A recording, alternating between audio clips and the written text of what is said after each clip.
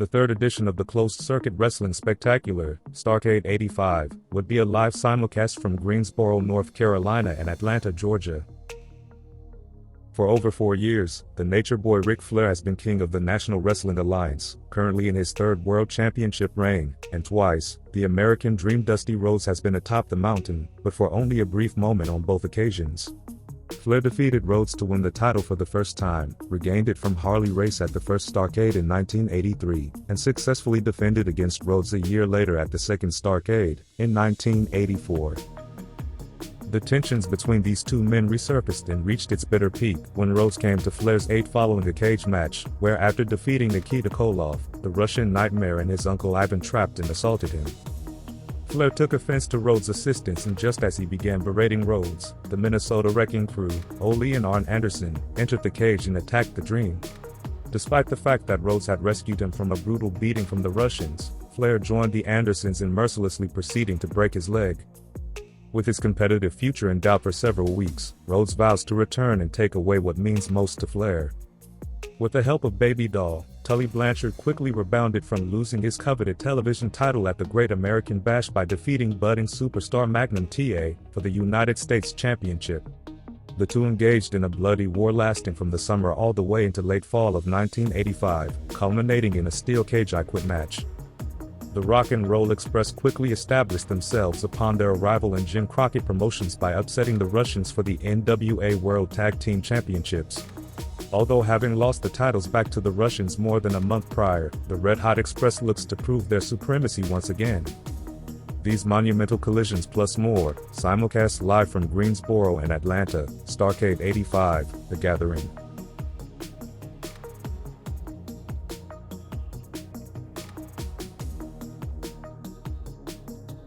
The opening match was between Crusher Khrushchev and Sam Houston for the vacant NWA Mid-Atlantic Heavyweight Championship. The match was competitive, with Houston initially taking the lead using a side headlock. Khrushchev responded with a flapjack and tried to climb the turnbuckles, but Houston stopped him with a dropkick. Houston then executed a bulldog and went for the pin, but Khrushchev escaped by putting his foot on the ropes. Eventually, Khrushchev pinned Houston after a clothesline to win the match and the title despite Houston having his foot on the ropes, undetected by the referee.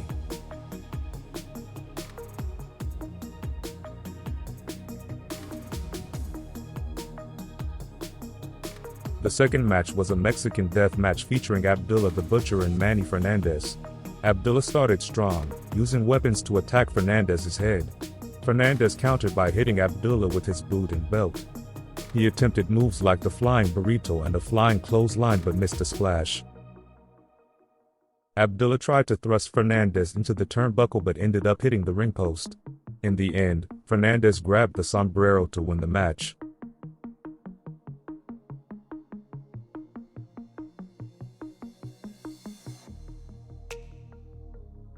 The third match was a Texas bull rope match between Black Bart and Ron Bass, where Bass needed to win to face J.J. Dillon. Following this match, the match was competitive, with Bass gaining the upper hand after Bart went outside the ring. Bass used a cowbell and knocked Bart down.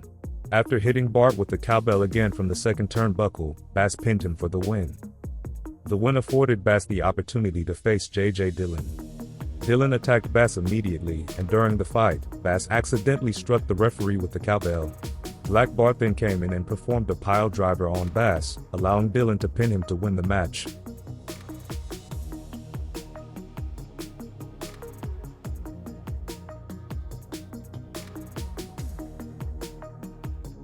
The next match featured the Barbarian, accompanied by Paul Jones, competing against superstar Billy Graham. Before a singles match, they had an arm wrestling contest where Graham was close to winning but was attacked by Jones with a cane. As a result, Graham won the arm wrestling match by disqualification and received $10,000. The wrestling match began with the Barbarian taking the lead and hitting Graham in the head. However, Graham managed to avoid a diving headbutt and put the Barbarian in a bear hug. As the Barbarian neared unconsciousness, Jones hit Graham with the cane again. Ultimately, Graham won the match by disqualification. Afterward, the Barbarian continued to attack Graham until the referee intervened.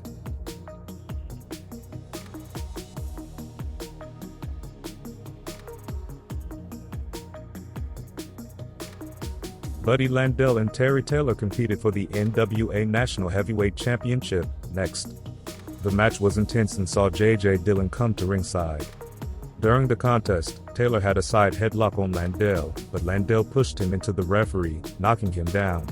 Dillon tried to attack Taylor with his shoe, but Taylor countered by sending Landell into Dillon. Taylor then attempted a superplex on Landell, but Dillon tripped him, which allowed Landell to fall on top of Taylor and pin him, winning the match and the national title.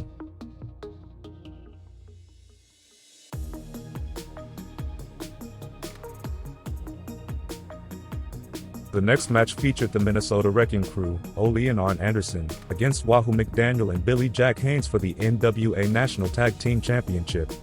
Haynes and McDaniel started strong, but the Minnesota Wrecking Crew fought back, focusing on McDaniel's left arm. After Haynes tagged in, they regained control. However, while McDaniel attacked Arn in the corner, Ole tripped him, allowing Arn to pin McDaniel while Ole held his foot. The Minnesota Wrecking Crew won the match and retained their title.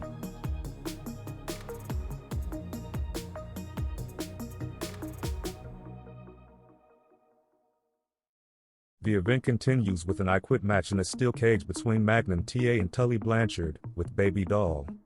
The match was a bloody back-and-forth battle, with Blanchard applying a camel clutch and Magnum TA executing a gorilla press drop. Blanchard used a microphone in the cage to attack, and knocked down the referee. Baby Doll threw a wooden chair into the ring, and Blanchard tried to use it but Magnum blocked him. Magnum overpowered Blanchard, driving a wooden spike from the broken chair into his forehead and made him give up, winning the match in the NWA United States Heavyweight Championship.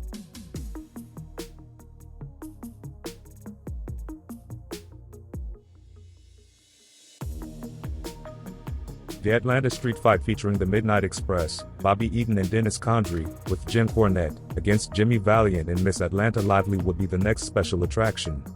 Valiant and Lively started strong, but Eaton sent Valiant outside and teamed up with Condrey to attack Lively. Valiant returned, and the Midnight Express hit him with a double clothesline. Eaton tried to jump onto Valiant but was caught by Lively with an uppercut.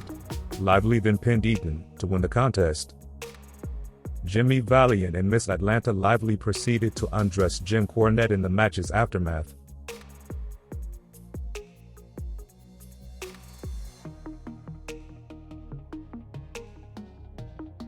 Greensboro closed its portion of the show with a steel cage match for the NWA World Tag Team Championship, featuring the Rock and Roll Express, Ricky Morton and Robert Gibson, against Ivan and Nikita Koloff. The match started evenly, with the Express gaining an edge after a dropkick from Gibson. The Koloffs fought back and took control of the match. Morton tagged in without Ivan noticing and then pinned Ivan with a roll-up after Ivan attacked Gibson, winning the match and the title. After the match, the Koloffs and Crusher Khrushchev attacked Gibson using a chain.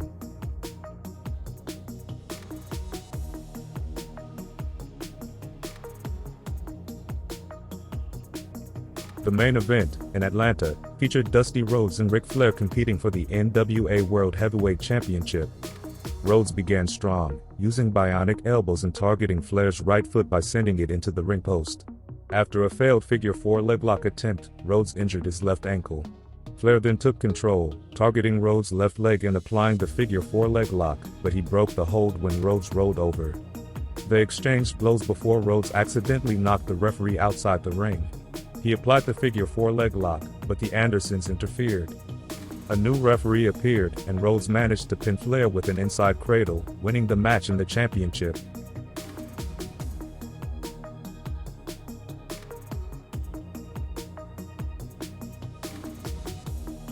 Following Starrcade 85, the Midnight Express emerged as top challengers and would trade the World Tag Team titles with the Rock and Roll Express in 1986. In Magnum TA's second U.S. title reign, his stardom would continue to elevate as not only a main event attraction, but perhaps the top world championship contender. He would engage in a best-of-7 series for his title with Nikita Koloff, who shifted his focus to mostly singles competition, and also a top world title contender. Just as he had before, Tully Blanchard would quickly rebound to win the National Heavyweight Championship. However, this time, instead of Baby Doll being by his side, Blanchard acquired the services of James J. Dillon as his full-time manager. Dusty Rhodes was the reigning World Television Champion when the Andersons injured him, forcing him to vacate the title. Arn Anderson took physical possession of the title, and later won the tournament for the vacant championship. However, in an uncanny twist of irony, Ole Anderson, who had vowed to put Rhodes out of wrestling for good in 1986, was himself put on the shelf by Rhodes, forcing the Andersons to vacate the national tag team titles. Rhodes' title victory would be short-lived and subsequently overturned, as it had been determined that the official referee, Tommy Young, had called for a disqualification before Rhodes executed the pinfall on Ric Flair. Because the title could not change via disqualification, Rhodes was declared the winner, but Flair retained the championship. Undaunted, Rhodes would continue his pursuit of a third NWA World title into 1986, as Flair would continue to push himself to the limit and beyond, in pursuit of becoming perhaps the greatest world champion of all time.